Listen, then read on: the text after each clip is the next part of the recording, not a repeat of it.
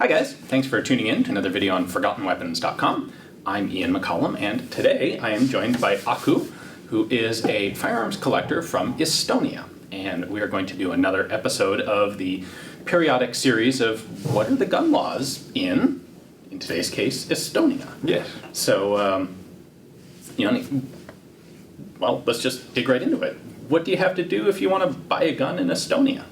Well, in Estonia you can buy a shotgun or a sports gun, small caliber gun, when you are 18 years of age. Requires to have a health certificate. You have to go through a gun handling examination, theoretical and practical part, as well as you have to attend at least 16 hours of first aid training course. Oh, interesting. Yes. That's a requirement that's relatively sensible and one that I don't think I've heard of in any other country. Yes, it is a sensible legislation in Estonia all in all. When you are 21 years old, then you can additionally apply for a pistol or a revolver. Okay. And what do you have to do to be able to shoot those guns? I assume, if you're buying a .22 target rifle or a shotgun or something like that, you'd be allowed to use them in competition or target shooting? Yes, you would be able to shoot with them. Police often, when you apply for the first time for the permit, and if you apply for a sport shooting practicing, then they may expect that you belong to a shooting club, which is a normal requirement. And obviously, when you have a permit to own those guns, then you also have automatically a permit to carry them concealed. Wow, that's also quite remarkable for most places in Europe. That is quite different. If you carry a gun, then you are not permitted to hold a cartridge around inside the gun, so it must be empty. And obviously there are restrictions in the law.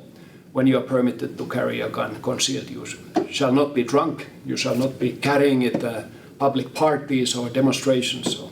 Okay, and when you say it has to be empty, you mean just the chamber, like Yes. a loaded magazine and empty chamber? Yes, that's correct. I can see how that would come about from someone's view of a safety issue. Yeah.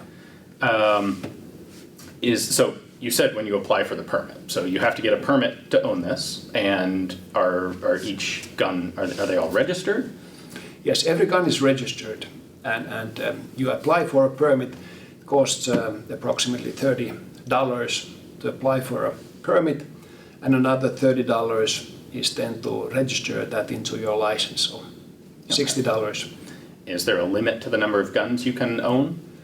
The limits go so that if you own more than 8 guns, then it's not enough to have a just safe, but you need to have a room which is made as a safe. So beyond 8 guns, you need to have much more strict conditions how to store them. But otherwise, there is no limit to the number of guns. Okay. Now, when we were talking earlier, you said there's this standard permit, and then there's also a collector's permit. That's right. What do you get from having a collector's permit, and what do you have to do to get one? Well, collector's permit, you have to comply with the same requirements as applying for a standard permit, so including the health certificate, which is valid, by the way, for 5 years, so you have to renew it every 5 years. You have to visit the doctor, which still confirms that you are in full sane condition. Okay. Otherwise, what applying for a collector's permit gives you, you are permitted to apply for also those guns which are prohibited for other gun users. So, for example, fully automatic weapons you can apply being a collector. So a regular permit allows you to buy semi-automatic rifles and pistols. Yes. But if you want a machine gun, you have to get the collector's permit. Yes, exactly. Okay. How hard is it to get that permit? Like if I just walk into the police station and go, hey, I really like guns, I'd like a collector's permit. Well, you have to justify your interest on collecting. You have to show that know the topic, that you have a, let's say, a justified interest on the topic, and the purpose of your collection in no way harms the public interest or security. In Estonia, being a very small country, we have today, I would assume, maybe only 20 or 30 really gun collectors. There are very few licenses issued. Okay. It sounds like this is something that's largely subjective. Just because you apply to register a gun or apply to get the permit doesn't mean they have to give it to you.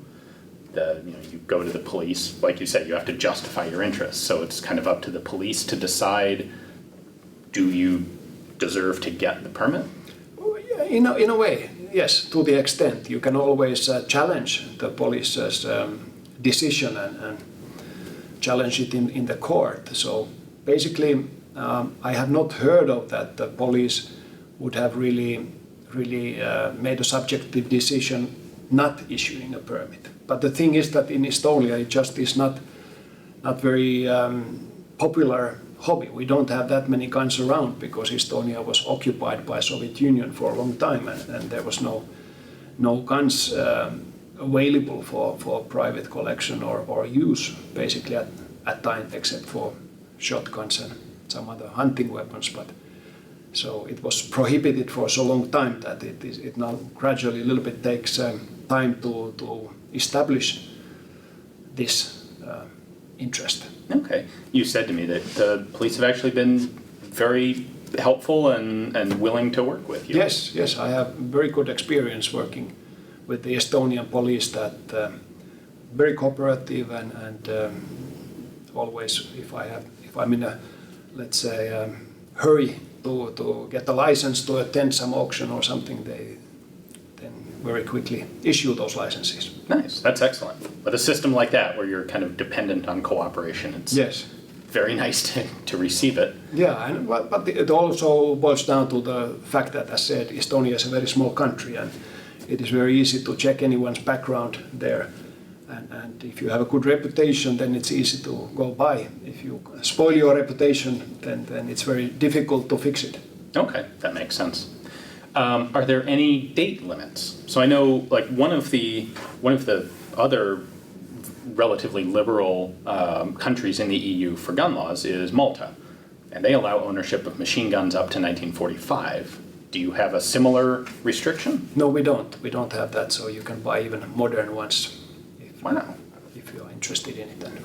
All right, very cool. Yeah. More of us should move to Estonia. Welcome. All right. Anything else you think we left out? I think we covered it all fairly well. Let me think if there was anything. Currently, perhaps is all in all in European Union, there is the EU directive on issuing a lot of limits also on the magazines, and obviously in Estonia we are implementing the EU directive. We try not to overdoing, but at the same time not to underdo it as well. There have been discussions whether there should be a limit in the amount of cartridges one should have in her collection, and it may be the draft law is now in the doing, but there may be limits. We have even discussions about 50 units, 50 cartridges of those models which are made after 1946.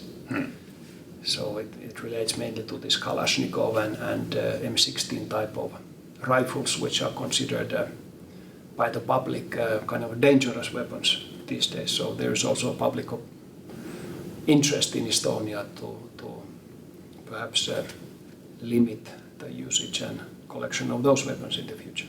Okay. Things are always changing, especially with the EU. Yes. Oh.